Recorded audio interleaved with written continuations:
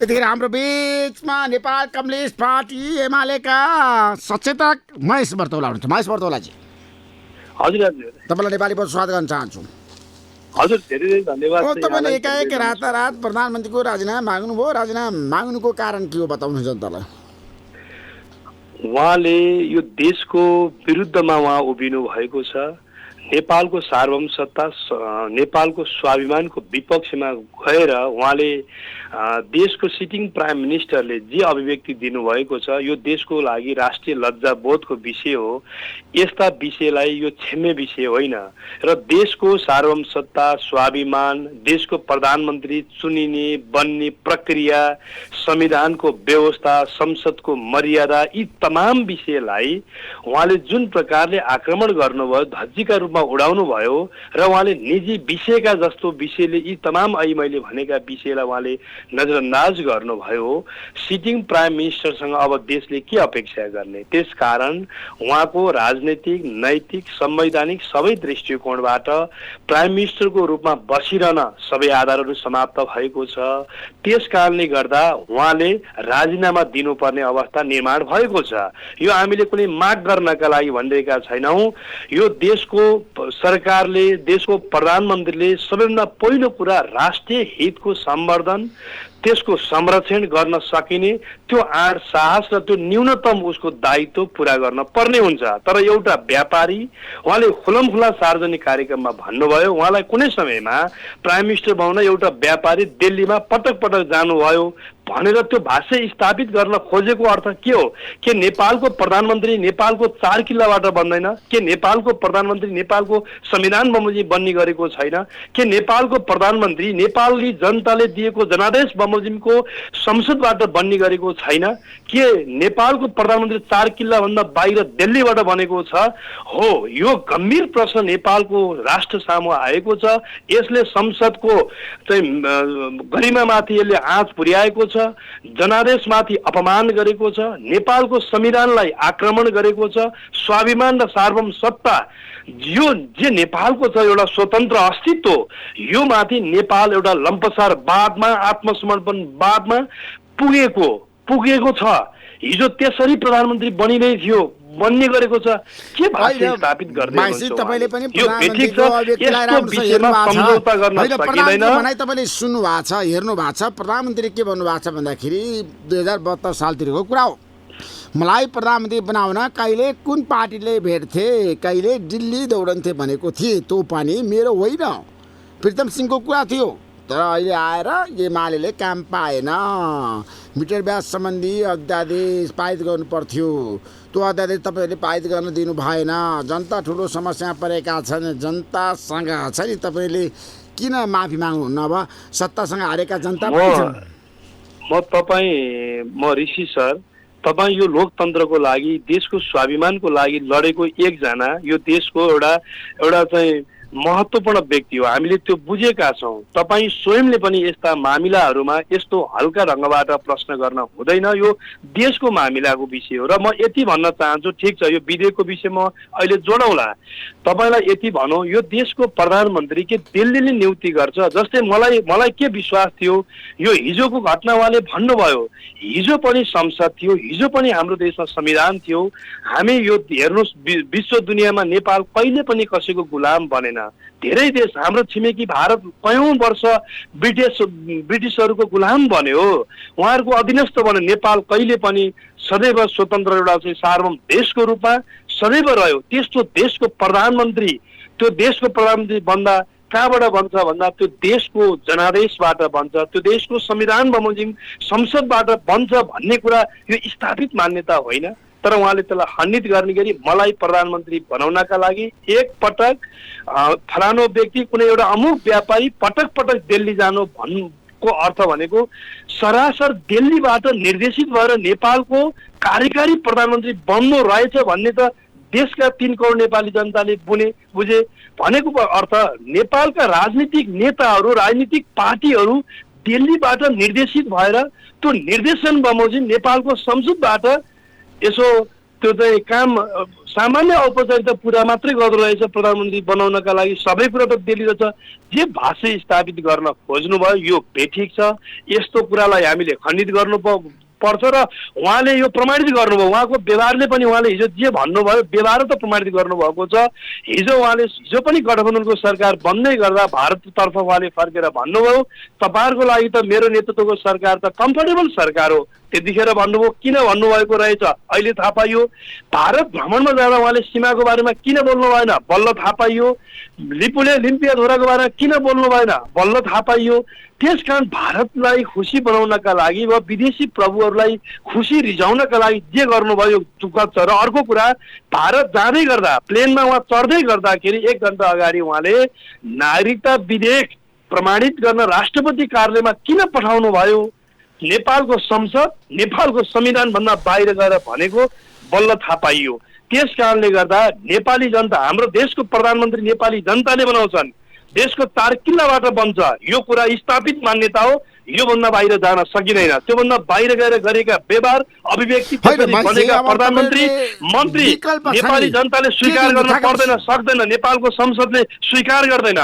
त्यस कारणले गर्दा उहाँको नैतिक राजनीतिक सबै संवैधानिक हिसाबले प्रधानमन्त्री पनि आधार समाप्त भयो। गठबन्धन छ उहाँहरूले प्रधानमन्त्री कसैलाई बनाउनु भयो हुन्छ। माओवादीको कोही भने हुन्छ, काङ्ग्रेसको कोही भने हुन्छ, अरू जसुकै बनाउनुहोस् उहाँहरूको कुरा हो। यसमा हाम्रो रुचि छैन। फेरि तर प्रधानमन्त्रीले जे गर्नुभयो राष्ट्रको एउटा बेइज्जत गर्नुभएको छ। राष्ट्रको एउटा चाहिँ धज्जी उडाउनु भएको छ। स्वाभिमान सार्वभौम सत्तामाथि उहाँले गलत उहाँले बुझाइराख्नु भएको छ। यस्तो बुझाइराख्ने व्यक्ति प्रधानमन्त्री बन्न सक्नुहुन्न। एउटा विषय। दोस्रो विषय तपाईँले अहिले राख्नुभयो जहाँसम्म यो मिटर ब्याजी विषयमा तपाईँले एकदम स्पष्ट हुनुपर्छ। म देशलाई तपाईँ मार्फत प्रश्न पार्न चाहन्छु। सरकार मिटर ब्याज पीडितहरूलाई न्याय दिने पक्षमा छैन। किन छैन यसको कारण भन्छु। उहाँहरूले अध्यादेश जारी गर्नुभयो मिटर ब्याज पीडितहरूको पक्षमा कानुन बनाउने गरी अध्यादेश ल्याउनुभयो। कहिले ल्याउनुभयो वैशाखको 20 गते ल्याउनु भयो। अनि संसदलाई कहिले जानकारी गराउनुभयो वैशाखको 24 गते जानकारी गराउनुभयो।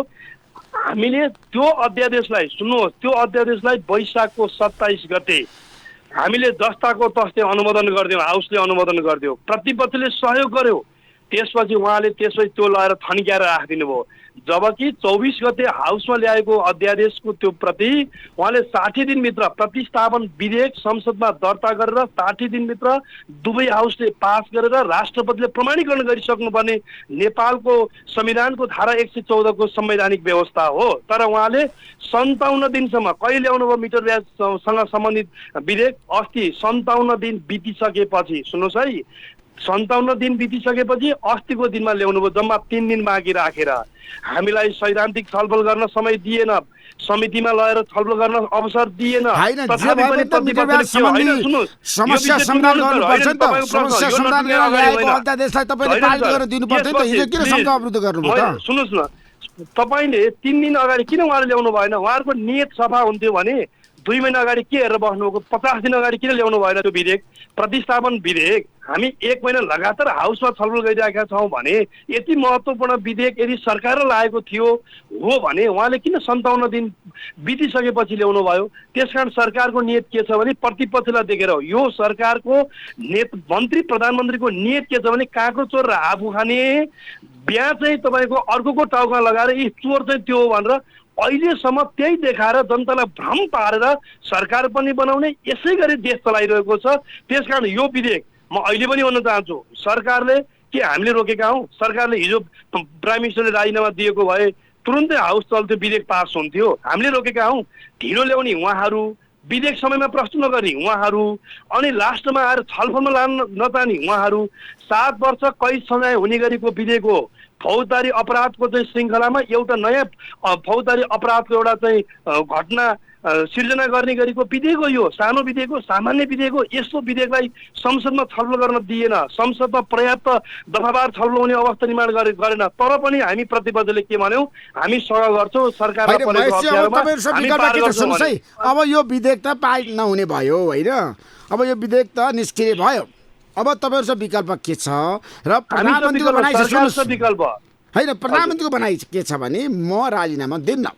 किन भन्दाखेरि उहाँले जस्टिफाई के गर्नु भएको छ भन्दाखेरि मैले भ्रष्टाचार विरोधी अभियान सुरु गरेँ, मैले भ्रष्टाचारीलाई कारबाही गरेको एमालेलाई मन परेन, त्यसैले एमाले काम नपाएर संसद अवरुद्ध गरिरहेको छ। फेरि पनि भन्न चाहन्छु तपाईँको लोकप्रिय मिडिया मार्फत उहाँले भ्रष्टाचारको विरुद्धमा जसरी काम गर्नु भएको छ राम्रो होस्, उहाँलाई शुभकामना छ। हामी प्रतिपक्षी तर्फबाट काहीँ कतै अवरोध छैन। त्यो यस्तो कुरा विषयान्तर गरेर मुख्य कुरा राष्ट्रको हित प्रवर्तन हो, राष्ट्रिय सुरक्षाको विषय हो, स्वाभिमान सार्वभौमिकता संविधानको रक्षाको विषय हो। यति कुरामा देशको प्रधानमन्त्री जब चुक्छन् भने, यति कुरा मेरो देशको प्रधानमन्त्री यसलाई रक्षा गर्न सक्दैन भने त्यस्तो प्रधानमन्त्रीलाई कसैको निजी उद्देश्य पुरा गर्न, प्रधानमन्त्रीको रहर पुरा गर्न प्रधानमन्त्री बनाइरहनु पर्ने यो देशले यस्तो हुन सक्छ? काहीँ कतैबाट चल्ने कसैको निर्देशनबाट परिचालित हुने व्यक्तिलाई यो देशको सबैभन्दा ठुलो कार्यकारी प्रमुख प्रधानमन्त्री जस्तो पदमा स्वीकार गर्न सक्छ? मिल्छ? मिल्दैन। त्यसकारण उहाँले राजीनामा दिनुपर्छ। उहाँको पार्टीको कसैलाई बनाउनु भयो हुन्छ।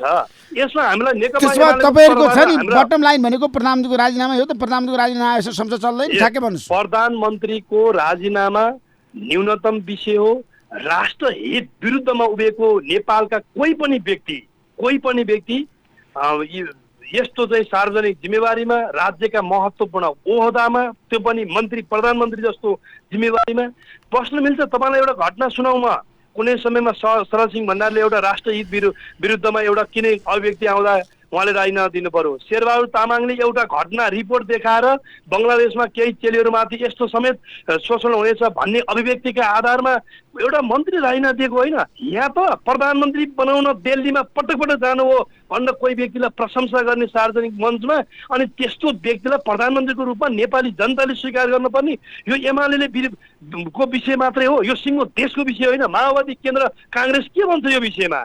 त्यसकारण एउटा व्यक्तिलाई बचाउनका लागि, एउटा व्यक्तिलाई प्रधानमन्त्रीको रूपमा देखाइरहनका लागि, उभ्याइरहनका लागि यस्तो विषयमा काङ्ग्रेस 8वटा मन्त्रालयमा टिकिरहनका लागि पनि शुभ लाएर बस्न हुँदैन। काङ्ग्रेसले धारणा के हो सार्वजनिक गर्नुपर्छ। सत्ता गठबन्धनका दलहरूले पनि यो विषयमा प्रधानमन्त्रीको धारणाको बारेमा प्रश्न सार्वजनिक ल्याउनुपर्छ, विषय ल्याउनुपर्छ। सामान्य कुरा भन्ने ठान्नु भएको छ देशको विषयमा। नेपाली जनता नेपालको स्वाभिमान र सार्वभौम सत्ताका लागि लामो समय लडेर यो देश चाहिँ यो ठाउँमा पुगेको, अनि आज लेन्डुक दोर्जे शैलीबाट के यो मुलुकमा प्रधानमन्त्री बन्ने नेपाली जनताले यही देख्न, यही गर्न ट्याक्स तिरेका हुन्। यो गम्भीर आपत्तिको विषय हो। यो विषयमा सुन्नुस्, अब तपाईले संसद अवरोध गरिरहनु भएको छ, संसद अवरोध भइराख्यो भने प्रधानमन्त्री राजीनामा दिनु भएन भने विकल्प के त? होइन, यो प्रधानमन्त्री स्वयंले जान्ने कुरा भयो। प्रधानमन्त्रीज्यूले जान्नुपर्छ, यो उहाँले मार्ग प्रशस्त गर्नुपर्छ। को के गर्ने सरकारको त उहाँहरू आफ्नो हिसाबले गर्नुहोस्, उहाँहरूको विषयमा यसमा कुनै आपत्तिको विषय भएन। हामीलाई अहिले उहाँको जे व्यवहार छ, जे गतिविधि छ, यसले यो चिजलाई स्वीकार गरेर अगाडि बढ्न सक्ने स्थिति छैन। हामी अहिले संसदीय दलको बैठकको निर्णय बमोजिम यो सरकारको यस प्रकारको व्यवहार अभिव्यक्ति विरुद्धमा हामी छौँ। उहाँको राजीनामा न्यूनतम शर्त हो। यो हाम्रो संसदीय दलको बैठक निर्णय हो। Thank you so much. समय दिनुभयो। यो नेपाली रेडियो नेटवर्क।